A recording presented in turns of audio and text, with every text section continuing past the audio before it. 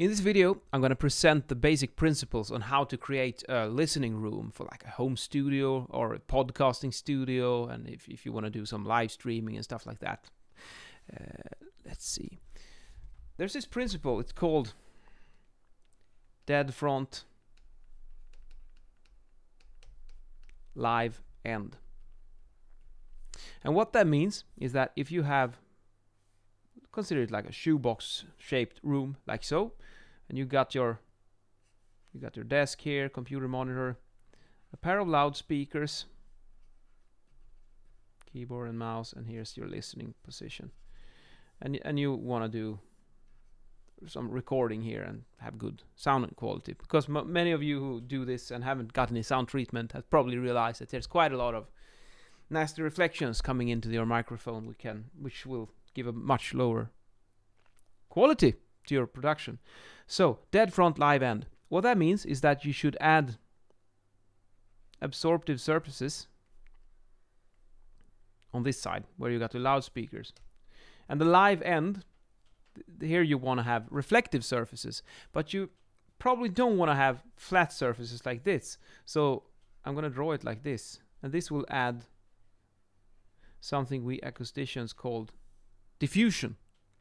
And what diffusion is basically the same thing as if you would take a strong light, point it at a mirror, and you will get strong reflection, and you will get that effect in your eyes. If you do the same thing on a disco ball, it's just gonna go all over the place. And that's what's gonna happen with these falls, with diffusion. So it's basically, you could achieve the same thing if you have stuff, irregularities, there's something going on. It's not just a flat surface. You can buy, of course, ready-made products to achieve this, but they are quite expensive. You could also build them yourself using wood of different sizes and stuff. That's a topic of a whole different video, but here's about the principle: sound absorption and diffusion. This is the way to do it. And don't forget, this is from the top, but you also need to consider, you have to consider all the three coordinates, x, y, z. So you also will need absorption in the ceiling, preferably on this part, and if you can afford it, you do diffusion back here. That's like the optimum way of doing it. And the reason why you should put the absorption up here in the front is that if you have completely hard room in the front, and you got your loudspeakers here, and you want to do some kind of critical listening.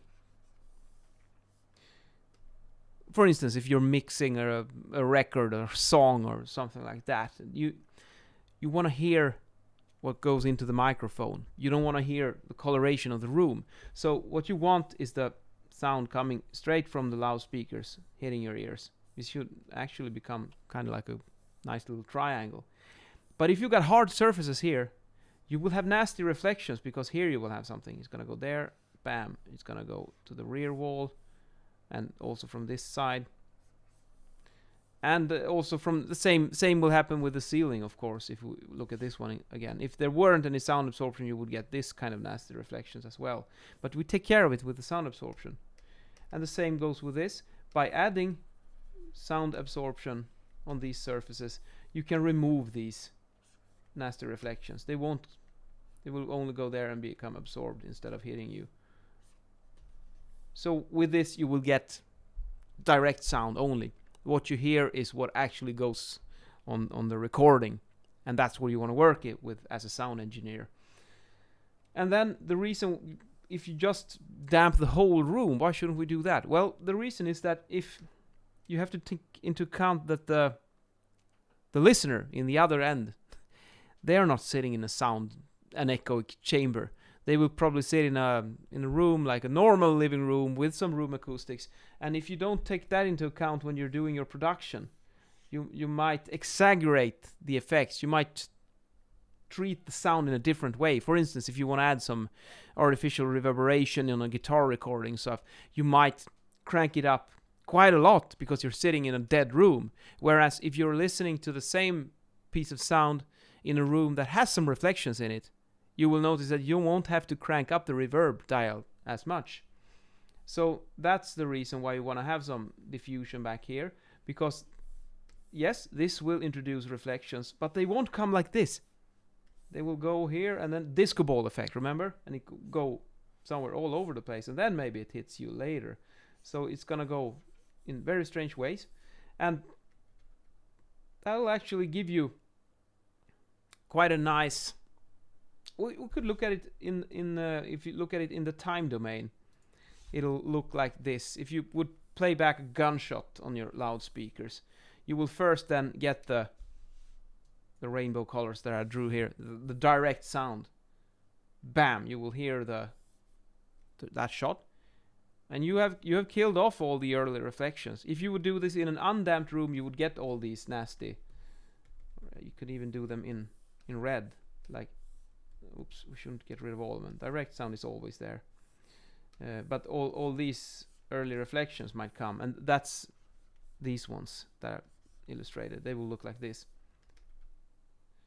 but we don't want them. We want to have the direct sound only, so we know what we're working with, and then the diffusion from the rear part of the room, the reflection, will come, and it'll look more like a tail, like this.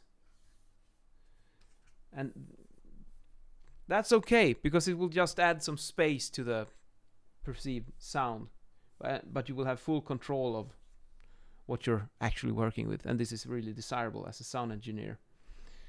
If you only use the room for speech recording, I guess it wouldn't be that much of a problem to just kill it completely with lots of absorption.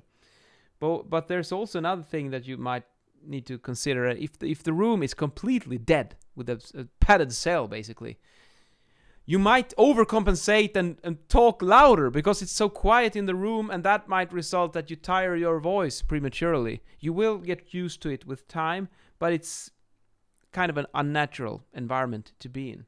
So, and yeah, that's some of the basic principles. Now, when it comes to what kind of absorbers should you put in here, I would say on the walls, 50 millimeters, don't go below that. Because if you go below 50 millimeters, you will have some strange balance in your reflections. Because low frequencies with a low wavelength, they will just bounce off this as if it was a completely reflective surface, if the absorbers are too thin. So go for 50 millimeters, and should be of the porous type, like mineral wool material. And also the same thing with the ceiling. I can also highly recommend there's this Ecophone product that I really like. It's called Master Solo, or Ecophone Solo, maybe they just call it now. So this is if you look at the room and you have the front here. I would put some wall absorbers here, and I would put a couple of them on the side walls like this, and then the ceiling as well. And the cool thing with this Ecophone Solo is that it's like a free floating absorber. I personally used 1200 by 2400 size, like this. And these can be, they are suspended, so it's like they're floating mid-air. It's a really cool effect. I had 2 of them to get it further back into the room. And then I mounted lights above them, so you will get this really cool diffuse backlight effect coming out from, and it looks really good. And I was very satisfied with these sound absorbers. They're 50 millimeters thick, but when you have them suspended, they will work a lot better acoustically. And then, of course, you have to consider the ceiling height in the room. If you're limited on ceiling height, like if it's 2,400, that might be kind of an issue, because these will come down on you very low. If you're at like 2.5, 6, 7 meter ceiling height, this is no worries at all. And you use them as a cool studio light, and yeah, highly recommended. Ecophone Solo, could check those out. They come in many different forms and sizes. Yes, anyways, that's all for tonight. No style tips tonight, because I'm only wearing my dog working clothes, and that's not much to talk about. See you later.